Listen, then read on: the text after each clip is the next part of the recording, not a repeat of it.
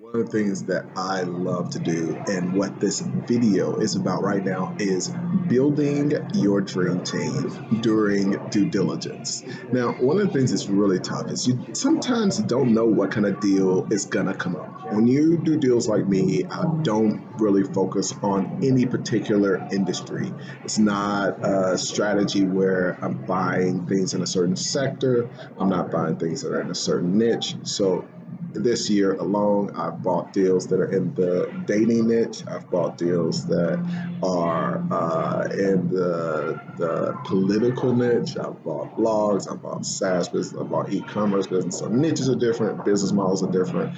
So when you're doing due diligence, though, it's really crucial to understand that every business model has its own hangups. Every niche has its own hangups. And to become an expert at any of those, or to build your dream team in any of those is nearly impossible to have that built ahead of time because you don't know what the most amazing deal is going to be month to month. Now, if you're closing, we closed 18 deals this year, and literally we've got maybe 5 of those that are in similar niches because we love to do deals in similar niches whenever we're able to.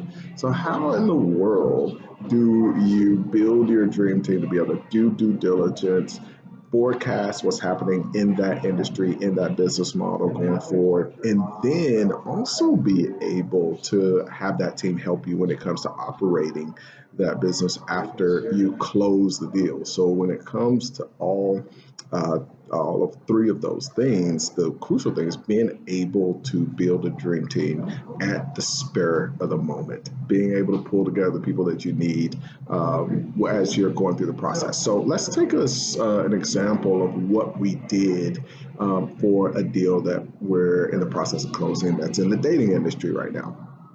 One of the things that we do along the way, whenever we're looking at deals, is we try to make sure that the relationships that we're building when we're looking at other businesses are people that we keep in touch with. We end up, trying to build those relationships regardless of if that's a business that we're going to buy. Now, in recent, probably 2 years, I've looked at 3 deals in the dating niche, and they're totally different business models than the one that we're buying. So it's not a competition kind of issue.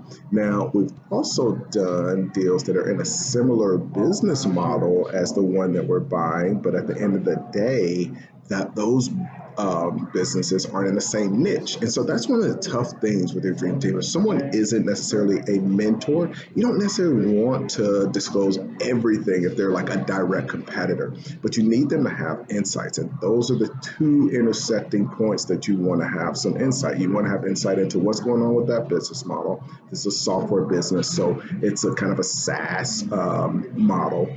Then you want to have insight when it comes to the niche. And in both those situations, I had relationships that kind of intersected with both of those, where I could get insight into the niche and I could get insight into the sector business model.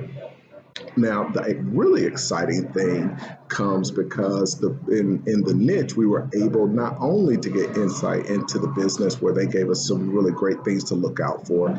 It ended up in a situation where, a 30-day due diligence period turned into a 90-day due diligence period because we wanted to check and make sure that some things that this part of our team kind of recommended, and the real key, what that allowed us to do was come up with, we found an issue that may not have been found otherwise just because we didn't know something that was going on in that industry. And so we were able to renegotiate the due diligence period, renegotiate the deal structure in a way that protected us from getting hurt by this issue with this particular business. So that was a big plus. The second thing that was a huge plus for us was there was another person that was helping out in the due diligence process that was a great strategic partner. And it's something that even in that due diligence period, we were able to use to increase the income of this business by plugging in and partnering with him and doing essentially what will end up being a long-term strategic alliance between the two businesses. So, we were able not just to use the knowledge from that team, and this is something where, it's kind of, hey, it's not anything formal. It's not like we're going to them saying, hey, do you want to be a part of my team to do due diligence on this? We just have built a relationship. And so I take them deals and they give recommendations, and then we were able to take the feedback. In this case, it was 5 different parties that were from 5 different perspectives that gave us insight into things that we need to look out for. And then, also in one case, we ended up with an investor who wanted to invest in this deal alongside us. In the other case,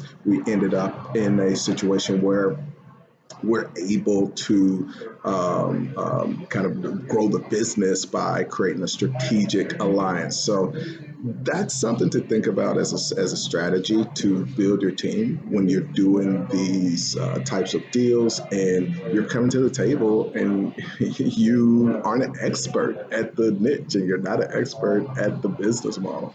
And you can easily do that if you're kind of using a lot of other processes I've talked in the video. Then that ends up being just a part of the result of you doing the work of being a deal maker.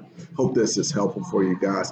Be sure to subscribe. I forget to talk about that. I just want to give out information. I'm not hardcore. I don't want to be a YouTuber. It's fun for me to do this stuff, but love if you want to subscribe. Be sure to like. Feel free to comment any thoughts on how you build your team when you're doing due diligence and structuring the deal and then operating the business. Everybody needs a team because it's too easy to get into this, and somebody who's an expert can hide things from somebody who doesn't know exactly what to look for. Look forward to seeing your comments below.